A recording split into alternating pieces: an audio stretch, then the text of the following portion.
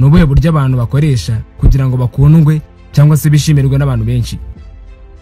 Mu mwaka w'1895 mu Bufaransa umwana w'umukobwa witwaga Gabrielle Chanel yapfushije nyina.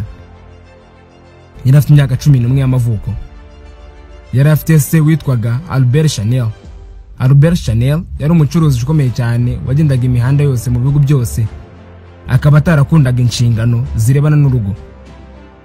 Mu guhonga izi nshingano agipfusha umugore yafashe abana be barimo na Gabrielle Chanel abihoreza mu bihaye Imana mu babikira ngo bari barera.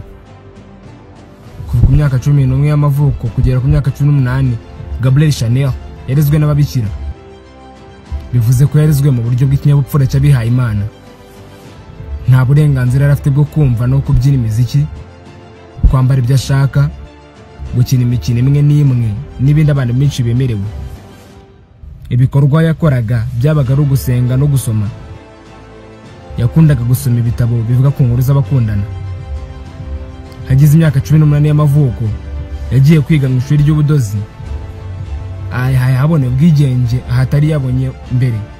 Iki gihe yagiye gukina ikinamico, akina ari umukobwa witwaga Coco. Iri zina rya Coco yahawe muri ikinamico ryahinduye ubuzima bwose. Igihe yakinaga ikinamico yari umukire wamubonye aramwikundira. Yari umukire wazunguye imitungo y'umuryango we. Yari afite chateau. Uyu mukire yasabye Gabrielle Chanel kuza bakijyanira akajya kwibera muri chateau. Muri iyi chateau hahoraga abantu bakomeye cyane, abakire, ibikomangoma, abagore b'abasirimu bambara amakanzu meza agezweho y'igiciro kinini, bitera imibavu cyangwa se parfum zihumura neza, bambaye imitako ya zahabu, umuziki, imikino n'ibindi byinshi atari yarigeze amenya mu buzima bwe bwa mbere yabisanze hano. Gabrielle yakigera muri ubu buzima yarishimye cyane, arabukunda, akumva nawe arashaka kuzatunga izo kanzu, iyo mibavu nayo akumva arayishaka. N'abagabo bubatse bafite abagore nabakumva barabifuza. Ibi kandi kuko yaje no kubigeraho, adoda amakanzu meza, akajya yitera imibavu ihumura neza, ndetse atangira no kumenyekana ngo muri iyo nzu nini cyangwa se chateau yabagamo. Akimara kubona ibintu byose yifuzaga, amakanzu meza, imibavu, abagabo, ndetse yaranamenyekanye cyane muri iyo nzu yose, yatangiye kumva bya bintu atakibikunze, atakibishaka.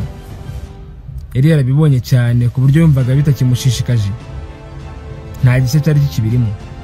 Iki gihe yatangiye kwifuza ibintu bishya. Buri gihe yabonaga icyo yifuzaga, yataga yumva yifuje ikindi cyakindi akumva atakigishaka. Yatangiye kumva noneho ashaka ibintu bitandukanye n'iby'abandi. Yatangiye kumva ashaka kwiyambarira imyambaro y'abagabo. Yadodaga imyambaro y'abagabo imukwiriye neza, akaba ariyo yiyambarira. Muri iki gihe abagabo bahabwaga uburenganzira bwinshi kurusha abagore.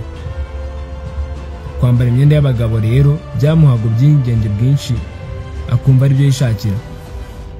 Nk'urugero, muri iki gihe kwicara ku ndogobe kw'abagore ntago byabaga ari nk'uko abagabo bicaraga ku ndogobe cyangwa se nk'uko bayicaraho.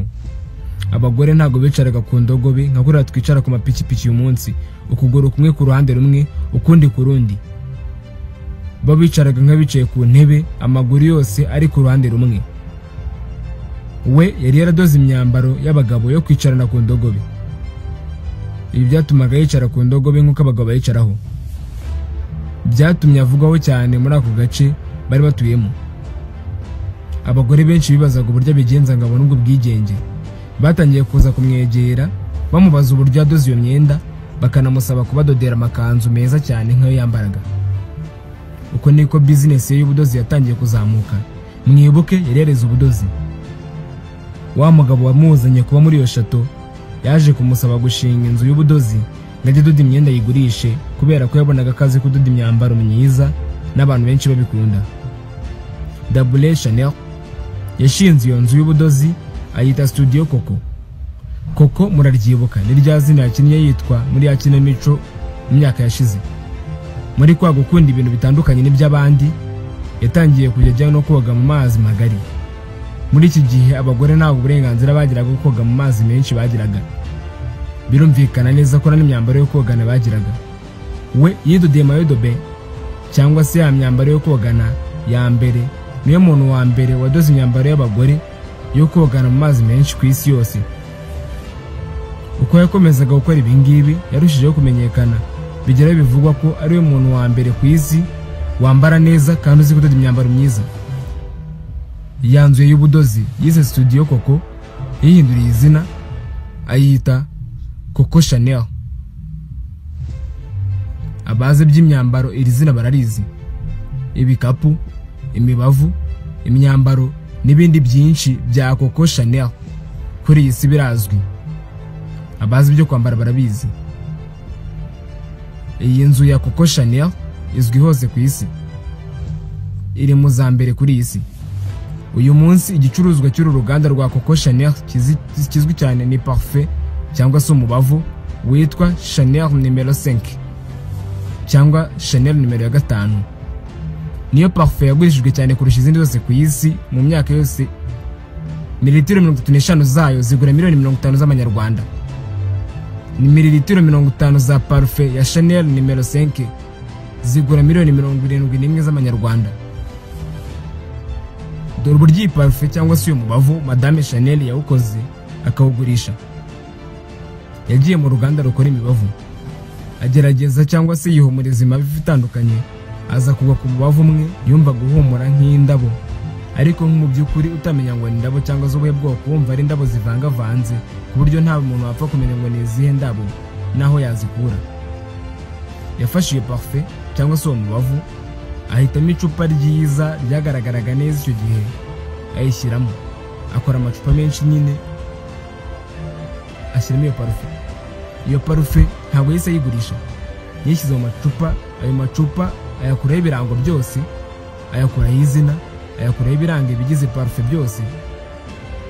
Icyo yakoraga, y'uyu mukiriya ukomeye w'umukire cyangwa uzwi cyane yaziga kugura imyenda muri boutique ye, yamushyiraga agacupa k'iyo parfait muri sakoshi akayijyana. Iyo parfait yanayiteraga muri boutique ze zose aho ziri, ku buryo ahari hose n'akorera hose hahoraga hahumura gutyo. Abantu bahoraga binjira muri amaduka bakundaga iyo mpumuro, ariko batazi ngo ni parfait yatuyemo aho ngaho. Iyo bamubazaga nawe babwiraga ko atazi iyo mpumuro irimo guturuka. Abantu bose batangiye kujya bagenda bavuga iyo parfait bajya bumva kwa Chanel ihumura neza, ariko akaba nta muntu n'umwe uyizi kubera ko n'ahandi bayumvise, ndetse n'abayihaye ntabwo bazi uko yitwa kuko nta zina riyiriho nta n'ikirango kiyiriho. Parfait yabaye parfait ikwira mu mujyi hose, abantu bakajya bumva iyo mpumuro ariko batazi ngo ni impumuro yitwa ngo iki iyi parfait. Abantu bose bagezweho habaga hari iyo mpumuro. Ibi byayigize parfait yiyobera. Kera kabaye ubwo Chanel yaje gutangiza parfait nshya yakoze yise Chanel numero 5.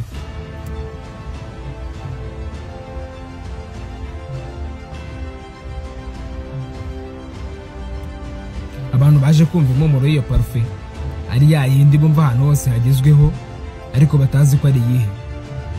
Ni ukuvuga ko abantu bari basanzwe bazi Chanel numero 5 ariko batazi izina ryayo. Icyo yakoze, yamenyekanishije parfait mbere yo kumenyekanisha izina. Izina ryaje abantu basanzwe bakunda iyo parfait, byatumye kundwa kandi yamara ku isi yose, ku buryo kugeza ubu ngubu ariyo yaguzwe cyane ku isi yose mu myaka 100 ishize. Muri icyo gihe ndetse n'uyu munsi abantu bakora ibihangano barabihisha bakabisohora ku munota wa nyuma igihe cyo kubimurika cyageze, hirindwa ko hari abantu bazabyigana bakabigurisha make mbere yuko bimurikwa. Chanel Coco we nagaruka yabigenzaga, ahubwo ibihangano bye yakoraga ku buryo yabikwirakwiza mu bantu benshi kandi ku mafaranga make. Iyo yakoraga parfait cyangwa se imyambaro mishya, yahitaga indi ya make yo gukwirakwiza mu baguzi ba mikoro make, babyita kwipirata. Mwibuke akiri umwana yafushije nyina isa amwohereza kurerwa mu bihaye Imana kubera ko atarafite umwanya wo kumurera.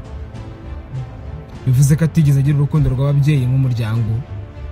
Igihe yaramaze kumucuruza ukomeye rero, usibye amafaranga, yanashakaga gukwirakwiza ibikorwa bye mu bantu benshi.